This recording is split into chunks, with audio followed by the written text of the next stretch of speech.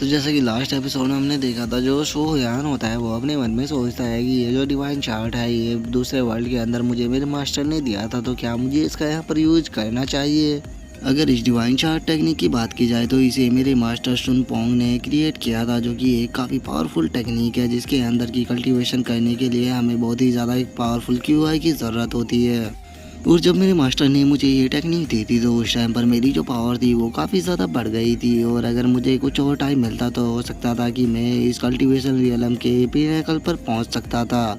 लेकिन चूंकि उन तीनों एम्पररों की वजह से मेरी जो लाइफ थी वो पूरी तरह से बर्बाद हो गई। लेकिन अब यहाँ इस वर्ल्ड के अंदर मैं इस कल्टीवेशन की टेक्निक को पूरी तरह से कल्टीवेट नहीं कर सकता, क्योंकि इटर्नल कॉन्टिनेंट के अंदर इतनी पावरफुल क्यूआई नहीं है। तो इसीलिए मुझे यहाँ पर धीरे धीरे कर कर ही कल्टीवेशन करना होगा, नहीं तो मेरी जो बॉडी है वो एक्सप्लोड हो जाएगी। लेकिन मैं यहाँ पर धीरे धीरे कर कर भी कल्टीवेशन नहीं कर सकता, तो इसीलिए मुझे अपनी लाइफ को रिस्क पर डालना होगा और मुझे अपने मास्टर की उस टेक्निक को ही प्रैक्टिस करना होगा। लेकिन चूंकि अभी मैं सोल रियलम के बिल्कुल पीक पर पहुंच चुका हूं, तो इसीलिए मुझे उस कल्टीवेशन के मेथड का यूज कर कर जल्द से जल्द ब्रेक थ्रू करना होगा, ताकि मैं और भी जल्दी पावरफुल बन सकूँ। क्योंकि मुझे नहीं पता कि मेरे जो दुश्मन है वो कब तक मेरा पता लगा पाएंगे। और शो हुयान के इतना सोचते के साथ ही अब हम देखते हैं कि जो शो नहीं होती है वो वहाँ पर आ जाती है, और वो वहाँ पर आते हुए पूछती है कि ब्रदर शो हुयान, क्या आप यहाँ पर हो। और इतना बोलकर अब जो शो नहीं होती है वो शो हुयान की तरफ देखते हुए उससे मुंह फुलाकर बोलती है कि ब्रदर शो हुयान, ये अच्छी बात नहीं है, आपकी जो हाइट है वो दोबारा से इतनी ज़्यादा बढ़ गई है।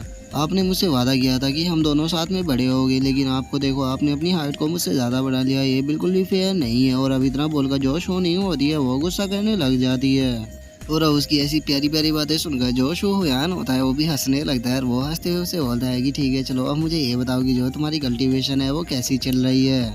जो सुनकर अब जो शो नहीं होती है वो शो हुयान को अपनी फायर निकाल कर दिखाते हुए उसे बोलती है कि ब्रदर शो हुयान, मेरी जो कल्टीवेशन है वो काफ़ी अच्छे से चल रही है। और अब उस फायर को देखकर शो हुयान भी काफ़ी ज़्यादा शौक हो जाता है, और वो शौक होते हुए सोनिंग से बोलता है कि ये तो हाई ग्रेड की स्पिरिचुअल फायर है, क्या तुम अपनी स्पिरिचुअल फायर को फायर स्पिरिट में भी कन्वर्ट कर सकती हो। जो सुनकर अब जो शो नहीं होती है वो शो हुयान से बोलती है कि हाँ मैं ऐसा कर सकती हूँ। और अब इतना बोलकर वो अपनी स्पिरिचुअल फायर को फायर स्पिरिट में कन्वर्ट करने लगती है, जिस कारण शो हुयान की भी थोड़ी आकर फ्लेम लग जाती है। जो देखकर अब जो शो नहीं होती है वो शो हुयान से माफ़ी मांगते हुए उससे बोलती है कि ब्रदर प्लीज़ मुझे माफ़ कर देना, क्योंकि मेरा अपनी फायर के ऊपर कंट्रोल नहीं रहा था, कहीं आपको चोट तो नहीं आ गई, आप ठीक तो हो ना। जो सुनकर जो शो हुयान होता है वो उससे बोलता है कि छोड़ो, मुझे ऐसी छोटी मोटी फायरों से कुछ भी नहीं होगा, मुझे तुम ये बताओ कि तुम्हारा जो कल्टीवेशन का लेवल है वो अब कितना हो गया है। जो सुनकर सोनिंग उसको बताती है कि मेरा अभी कल्टीवेशन का लेवल इतना नहीं बढ़ा, मैं केवल मार्शल इन्हेंसमेंट रियलम पर ही पहुंची हूँ। जो सुनकर जो शो हुयान होता है वो सोनिंग की तारीफ करते हुए से बोलता है कि ये तो काफ़ी अच्छी बात है, तुमने अभी इतने लंबे टाइम से कल्टीवेशन भी नहीं की, लेकिन उसके बाद भी तुम इतनी जल्दी मार्शल इन्हेंसमेंट रियलम पर पहुंच गई। और इतना बोलते के साथ ही अब जो शो हुयान होता है वो बहुत ज़्यादा शौक हो जाता है, और वो शो होकर चिल्लाते हुए बोलता है कि एक मिनट रुको, क्या तुमने अभी कहा कि तुम मार्शल इन्हेंसमेंट रियलम के एडवांस रियलम पर चली गई हो। जो सुनकर जो शो नहीं होती है वो उदास होते हुए शो हुयान से बोलती है कि हाँ ब्रदर, मैं बहुत ज़्यादा स्लो हूँ, मैं जानती हूँ कि मेरी कल्टीवेशन का लेवल आपके जितना हाई नहीं है। आपने मुझे कल्टीवेशन करने के लिए इतनी अच्छी टेक्निक दी थी, उसके बाद भी मैं अपने लेवल को इतना ज़्यादा नहीं बढ़ा पाई, तो इसीलिए ब्रदर मुझे माफ़ कर देना। जो सुनकर जो शो हुयान होता है वो सोनिंग के सर के ऊपर हाथ फेरते हुए उसे बोलता है कि पागल, तुम्हें उदास होने की बिल्कुल भी ज़रूरत नहीं है, तुम हमारे सेक्ट के अंदर इस टाइम पे सेकंड सबसे पावरफुल पर्सन हो, और अगर तुम इसी तरह से कल्टीवेशन करती रही तो मुझे पक्का यकीन है कि तुम एक दिन मुझे भी पीछे छोड़ दोगी। और इतना बोलकर वो अपने मन में सोचता है कि सच में इसकी कल्टीवेशन की स्पीड बहुत ज़्यादा अच्छी है, और मुझे लगता है कि ये कुछ टाइम बाद ही सोल रियलम पर भी ब्रेक थ्रू कर जाएगी। और इतना सोचकर अब जो शो हुयान होता है वो शोनिंग से बोलता है कि शोनिंग, क्या तुम मेरा एक काम कर सकती हो, क्या तुम ग्रैंड एडलर के पास में जाकर उनको बोल सकती हो कि सभी लोग वो इकट्ठा करें, क्योंकि मुझे कुछ अनाउंस करना है। जो सुनकर जो शोनिंग होती है वो भागते हुए वहाँ से जाने लगती है, और वो वहाँ से जाते हुए शो हुयान से बोलती है कि ठीक है ब्रदर, मैं अभी जाकर ग्रैंड एडलर से ये बात बोलती हूँ। और उसके वहाँ से चले जाने के बाद जो शो हुयान होता है वो अपने मन में सोचता है कि मैं अब अपनी कल्टीवेशन की पीक पर पहुँच चुका हूँ, तो अब अगर मुझे आगे बढ़ना है तो मुझे रियल बैटल एक्सपीरियंस की ज़रूरत होगी, नहीं तो उसके बिना मेरा आगे बढ़ना काफ़ी ज़्यादा मुश्किल हो जाएगा। और शो हुयान के इतना बोलते के साथ ही अब हमारा जो व्यू होता है वो मैन हॉल के ऊपर आ जाता है, जहाँ पर कि हम देखते हैं कि शो हुयान और बाकी के सभी एल्डर इकट्ठा हो चुके होते हैं। जिसके बाद अब जो शो हुयान होता है वो उन लोगों से बोलता है कि हमारी जो शो फैमिली है उसे अभी बहुत बड़े क्योस से गुजरना पड़ा है, और इसका सबसे बड़ा कारण मैं हूँ, क्योंकि मैं अपने पैराट्रीज की भूमिका को अच्छे से नहीं निभा पाया।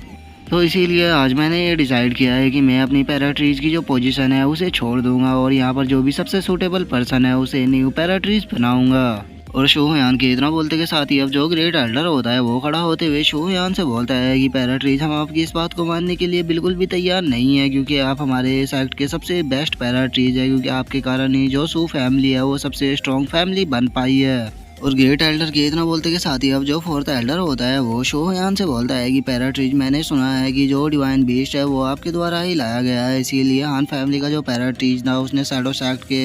पैराट्रीज के साथ में मिलकर हमारे सेक्ट के ऊपर हमला किया था और उसी के साथ में जो सर्वेंट शू शैंग है वो भी गायब है। तो इसीलिए मुझे लगता है कि बहुत ही जल्द हमारी शू फैमिली के ऊपर दोबारा से अटैक होने वाला है। और फोर्थ एल्डर की अब इस बात को सुनकर जो एक पर्सन होता है वो फोर्थ एल्डर से बोलता है कि फोर्थ एल्डर आपकी जो बात है वो बिल्कुल भी सही नहीं है, क्योंकि हमारा जो पैराट्रीज है वो बहुत ज़्यादा पावरफुल है, उसने बहुत ही आसानी से सोल मिस्ट्री रियलम के कल्टीवेटर को भी हरा दिया था। तो फिर आखिर किसके अंदर इतनी हिम्मत होगी जो कि हमारी शू फैमिली के ऊपर अटैक कर सके।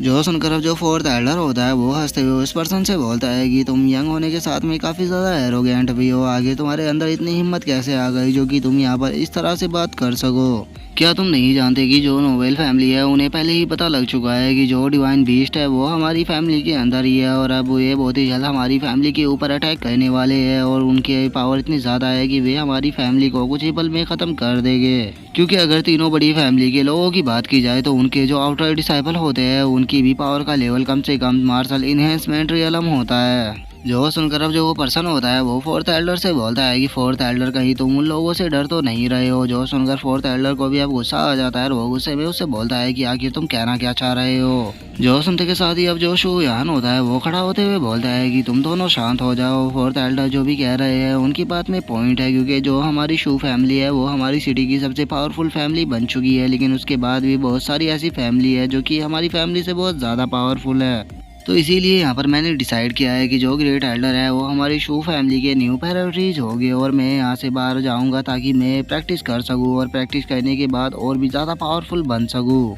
और जब मेरी पावर इनफ हो जाएगी अपनी फैमिली को प्रोटेक्ट करने के लिए, उसके बाद हम अपनी शू फैमिली को इस वर्ल्ड की सबसे पावरफुल फैमिली बनाएंगे। और शोहयान की अब इस बात को सुनकर जो ग्रेट एल्डर होता है वो चिल्लाते हुए शोहयान से बोलता है कि पैराट्रीज आप ऐसा नहीं कर सकते, क्योंकि मैं अब ओल्ड हो चुका हूँ और मुझे नहीं लगता कि मैं शू फैमिली को प्रोटेक्ट कर सकता हूँ। शू फैमिली को आपके जैसे यंग पैराट्रीज की ज़रूरत है, ना कि मेरे जैसे ओल्ड मैन की।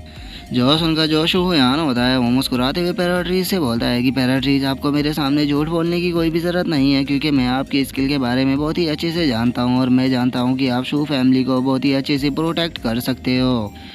और अब शोहयान के इतना बोलते के साथ ही जो हमारा आज का एपिसोड है वो यहीं पे कंप्लीट हो जाता है। तो नेक्स्ट एपिसोड में देखिए कि आगे क्या होता है। अगर आप लोगों को वीडियो अच्छी लगी हो तो लाइक करना, चैनल को सब्सक्राइब करना। मैं मिलता हूँ नेक्स्ट एपिसोड में, तब तक के लिए बाय बाय गाइस।